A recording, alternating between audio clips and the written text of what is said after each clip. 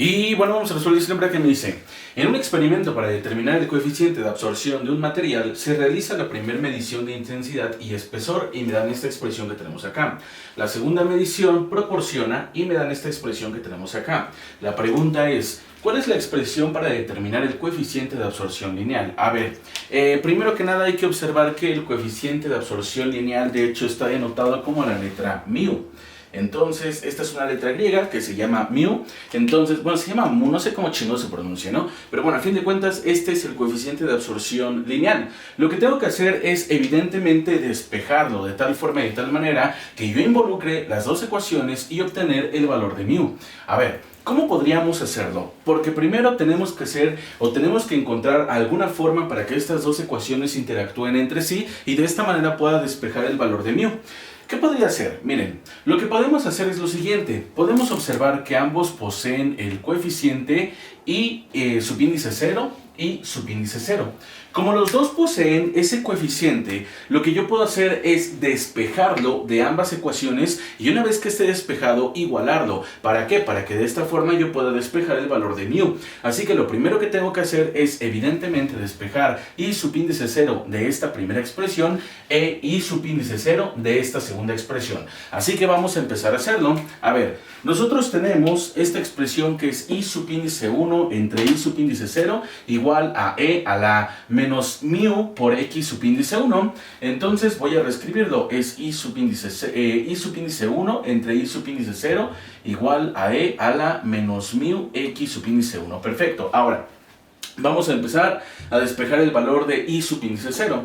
Este i subíndice 0 que está dividiendo lo puedo pasar multiplicando, así que decimos que tendríamos i subíndice 1 igualado con i subíndice 0 que va a multiplicar a e a la menos mu x1. Perfecto. Ahora, como yo quiero dejar completamente solo este i subíndice 0, este e a la menos mu x1 que está multiplicando lo puedo pasar dividiendo. Así que tendríamos lo siguiente, i subíndice 1 que va a estar dividiendo a e a la menos mu x1 igualado con i subíndice 0. Vean, ya tenemos despejado el i subíndice 0 de la primera ecuación. Vamos a hacer exactamente lo mismo de la segunda ecuación. Reescribo primero, tenemos i subíndice 2 que va a estar dividiendo a i subíndice 0 que va a estar igualado con e a la menos mu x subíndice 2 y vamos a despejar el valor de i subíndice 0. De igual manera está dividiendo, pasa multiplicando. Tendríamos entonces que i subíndice 2 va a ser igual a i subíndice 0 que va a multiplicar a e a la menos mu por x subíndice 2. Ahora, para poder dejar el i subíndice 0 completamente solo, este e a la menos mu que está multiplicando lo voy a pasar dividiendo y tendríamos entonces i subíndice 2 que va a estar dividiendo a e a la menos mu x subíndice 2 igualado con i subíndice 0. A ver, perfecto, miren. Ya tenemos despejado i subíndice 0 de ambas ecuaciones. Está todo perfecto, está todo sabroso. Lo que voy a hacer a continuación es precisamente utilizar el método de igualación. Decir que i subíndice 0 va a ser igual a i subíndice 0. Pero evidentemente no solamente vamos a indicar i subíndice 0, sino vamos a indicar esta expresión y vamos a indicar esta expresión. Así que vamos a igualarlos. Tendríamos entonces i subíndice 1 que va a estar dividiendo a e a la menos mu x1, que esto va a ser igual a, no a i subíndice 0 porque estoy igualando estos valores, entonces sería igual a i subíndice 2 que va a estar dividiendo a e a la menos mu x subíndice 2. Perfecto. Y ahora sí, vamos a empezar a despejar el valor de mu. A ver, para poder despejar el valor de mu, quiero que observemos algo muy importante. Lo primero que tendríamos que hacer es dejar todos los exponentes de un lado, o todos los que posean la variable que nos esté interesando, que en este caso es mu, de un lado, y todo lo que no posee esa variable de otro lado. Así que fácilmente y sin dificultades yo podría decir que esta expresión que está dividiendo la puedo pasar multiplicando de este lado, y esta expresión que está multiplicando la puedo pasar dividiendo de este lado. Así que tendríamos lo siguiente.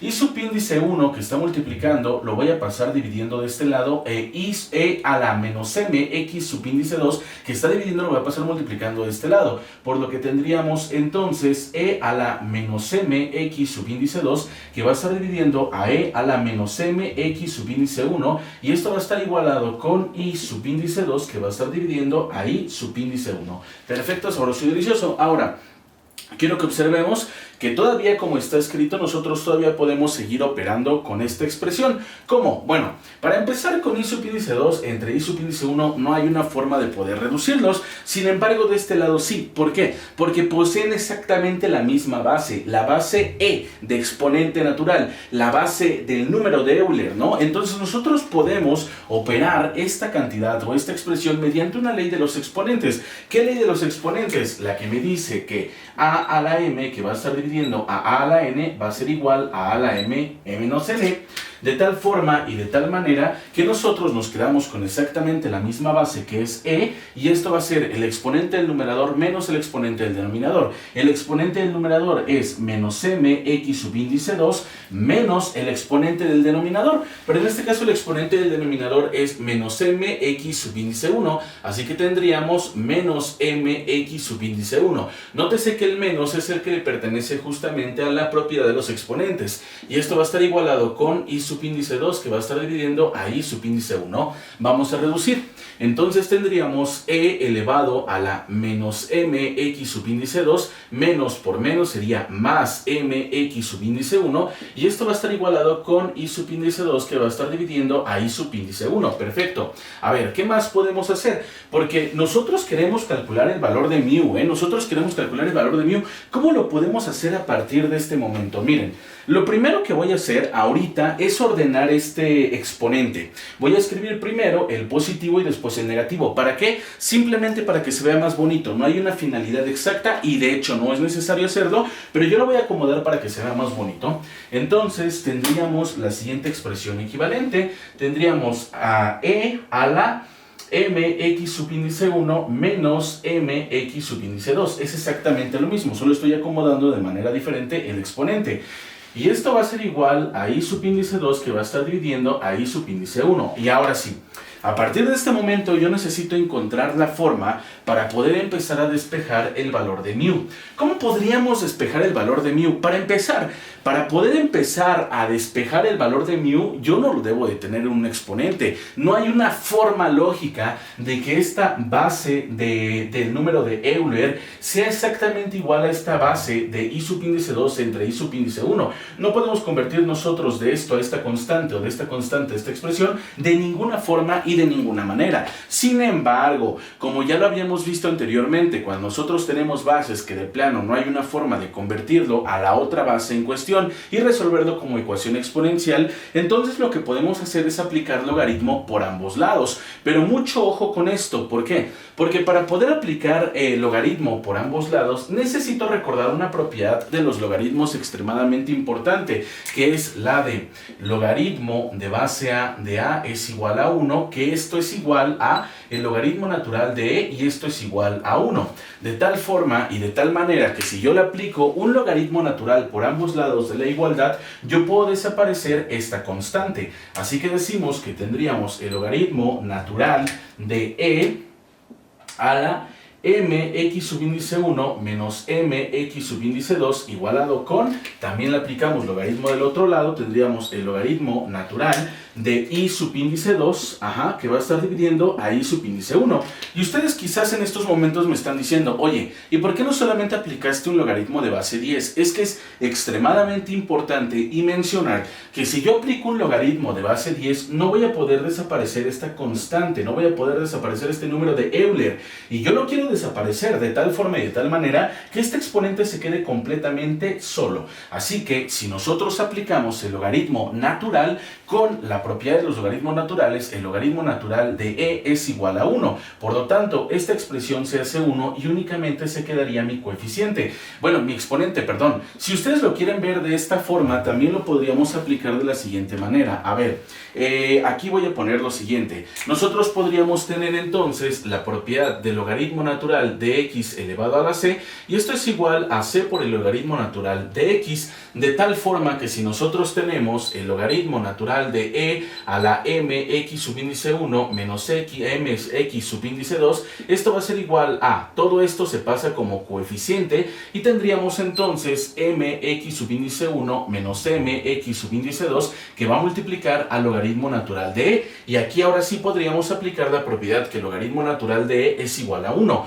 por lo tanto tendríamos mx subíndice 1 menos mx subíndice 2 que va a multiplicar a 1, y esto pues entonces va a ser igual a mx subíndice 1 menos mx subíndice 2, y ahí está. De esa forma nosotros nos quedamos únicamente con el exponente que nos está interesando. Entonces tendríamos la siguiente expresión, que es mx subíndice 1 menos mx subíndice 2, que va a estar igualado con el logaritmo natural de i subíndice 2, que va a estar dividiendo a i subíndice 1. De este lado sí no podemos hacer absolutamente nada porque no hay forma de reducir esa expresión. Ahora, ¿qué vamos a hacer? Lo que vamos a hacer es factorizar mediante factor común la letra griega mu. Entonces, una vez que nosotros lo factoricemos, va a quedar como mu, que va a multiplicar a x subíndice 1 menos x subíndice 2, y esto va a ser igual al logaritmo natural de i subíndice 2, que va a estar dividiendo a i subíndice 1. Y como podemos observar en estos precisos momentos, nuestra mu ya puede ser despejada completamente sola, ¿no? Ya la podemos dejar solita. ¿Cómo? Pues toda esta expresión que está multiplicando la paso dividiendo de este lado. A ver, solamente quiero escribir esto de esta manera para denotar y recalcar que esto es parte del argumento de la función logarítmica. Es parte del argumento de la función logarítmica. Yo no puedo operar esto que tenemos acá con el argumento. Opera con la función, no con el argumento. Entonces tendríamos lo siguiente, que mu va a ser igual a 1, que va a estar dividiendo a x subíndice 1 menos x subíndice 2, que va a multiplicar al logaritmo natural de i subíndice 2, que va a estar dividiendo a i subíndice 1. Una vez más repito e insisto, no hay forma de que este x subíndice 1 menos x subíndice 2 opere con el argumento de la función logarítmica, porque una vez más repito, es parte del argumento de la función logarítmica, opera con la función, pero no con el argumento. Entonces, ahora sí ya tenemos despejado el coeficiente que nos están pidiendo, y por lo tanto esto sería el resultado de este problema.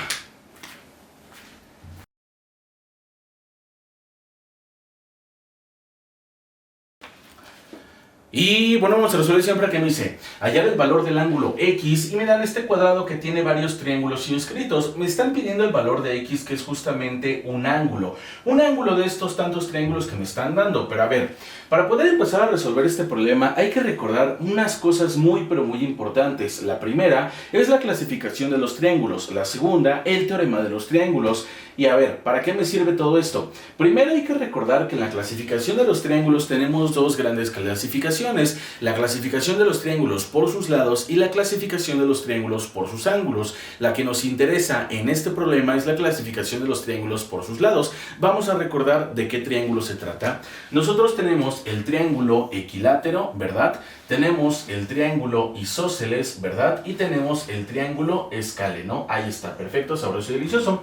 ¿Cuál es la diferencia de cada uno de ellos? A ver, si nosotros nombramos cada uno de los ángulos de los vértices de nuestro triángulo, podemos decir que esto sería alfa, esto es beta, esto es gamma, esto es alfa, esto es beta, esto es gamma, esto es alfa, esto es beta y esto es gamma. Realmente el orden no importa, ¿no? Lo que importa es nombrarlos para poder definir cuál es la gran diferencia de la clasificación de cada uno de estos triángulos. Ahora, si yo nombro los lados, puedo decir que esto es A, que esto es B y que esto es C. Esto es A, esto es B y esto es C. Esto es A, esto es B y esto es C. Entonces, ahora sí vamos a empezar a recordar la clasificación de los triángulos por sus lados.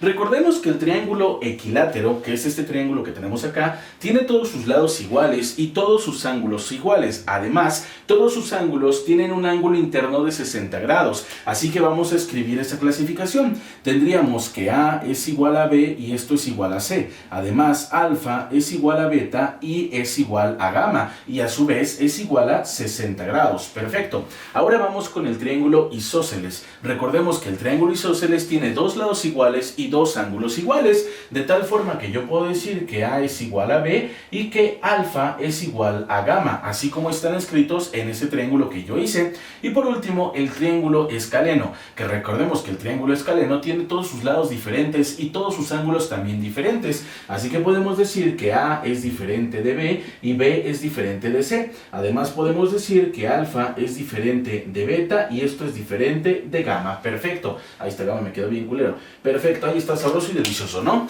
Entonces ya tenemos la gran clasificación de los triángulos por sus lados, pero bueno, ¿y todo esto de qué chingados me sirve? A ver, me sirve demasiado. ¿Por qué?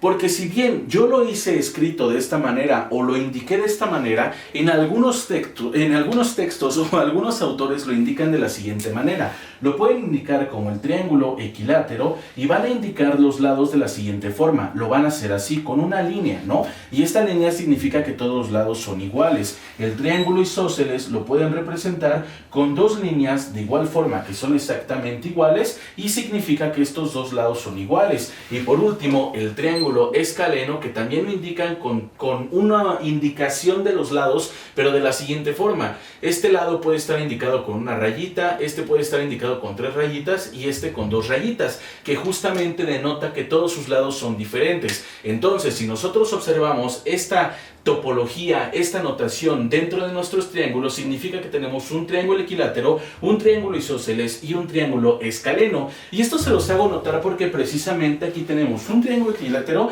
y un triángulo isósceles. Y debemos de recordar una cosa extremadamente importante, que todos los ángulos internos de los vértices de nuestro cuadrado es igual a 90 grados. Entonces, aquí yo tengo un ángulo recto de 90 grados, aquí yo tengo un ángulo recto de 90 grados, aquí yo tengo un ángulo recto de 90 grados y aquí yo tengo un ángulo recto de 90 grados. Pero también debemos de recordar otra cosa muy importante, que como ya les había mencionado, todos los ángulos internos de un triángulo equilátero son igual a 60 grados. Así que esto no me sirve porque la notación ahorita no me va a ayudar en nada. Lo que me va a convenir mejor es justamente denotar los ángulos internos del triángulo equilátero como 60 grados.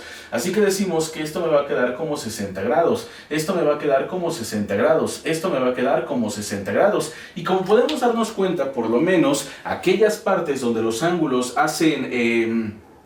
tienen un ángulo adyacente junto con el vértice de nuestro cuadrado, podemos observar que específicamente sí cumplen con que son 90 grados. ¿Por qué? Porque 60 grados más 30 grados es igual a 90 grados que teníamos el ángulo recto. 60 grados más 30 grados también es igual a los 90 grados que teníamos como el ángulo recto. Aquí realmente no sabemos cuánto valen esos ángulos. Aquí sabemos que es un ángulo recto de 90 grados porque de hecho tenemos un triángulo rectángulo. Pero a ver, ¿cómo podré encontrar el ángulo de X a través de todo esto que acabo de hacer? Bueno, si nosotros ya sabemos que este ángulo que tenemos acá, que es el ángulo de nuestro triángulo isósceles, es igual a 30 grados, entonces tenemos que recordar uno de los teoremas de los triángulos, específicamente el teorema 1 de los triángulos, que me dice que la suma interna de todos los ángulos de un triángulo es igual a 180 grados. Entonces me dice lo siguiente: la suma interna de todos los ángulos internos de un triángulo es igual a 180 grados. Por lo tanto, si yo extrajera este triángulo isósceles, tendríamos lo siguiente. Nosotros tenemos este ángulo de 30 grados y desconocemos realmente el valor de estos dos ángulos. Sin embargo, podemos darnos una idea. ¿Por qué? Porque si hacemos la suma interna de todos los ángulos de un triángulo y aplicando o denotando alguna letra a la que nosotros queramos en estos ángulos, tendríamos que, por ejemplo, esto es el ángulo alfa, esto es el ángulo beta y esto es el ángulo gamma. De tal forma que al indicarlos en la ecuación del teorema tendríamos alfa más beta más gamma y es igual a 180 grados, ¿sí o no? Ahora, si nosotros lo queremos ver aún más estricto según la definición de los triángulos por su clasificación de los lados, podemos decir que alfa es igual a gamma. Bueno, en este caso yo indiqué gamma y beta, ¿no? Entonces podemos decir que gamma es igual a beta, de tal forma que yo puedo decir que beta es igual a beta o que gamma es igual a gamma, porque es exactamente lo mismo, tienen exactamente el mismo valor.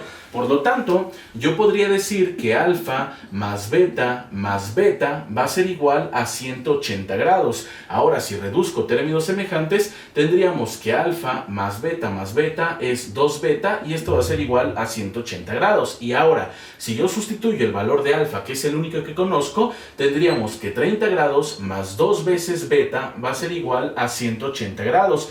Y ahora despejando el valor de beta, tendríamos entonces 2 beta va a ser igual a 180 grados menos 30 grados. Por lo tanto, 2 beta va a ser igual a 180 grados menos 30 grados serían 150 grados. Y por último, para poder obtener el valor de beta, decimos que beta va a ser igual a 150 grados, que va a estar dividiendo a 2, y beta va a ser igual a 75 grados. Por lo tanto, podemos decir y podemos llegar a la conclusión de que este ángulo vale 75 grados y que además también este ángulo vale 75 grados. Perfecto. Y esto todo gracias a las definiciones de la clasificación de los triángulos y el teorema de los triángulos. Ahora me van a decir, bueno, pero yo quiero encontrar el valor de x. ¿De qué chingados me va a servir todo esto si yo no estoy encontrando el valor de x?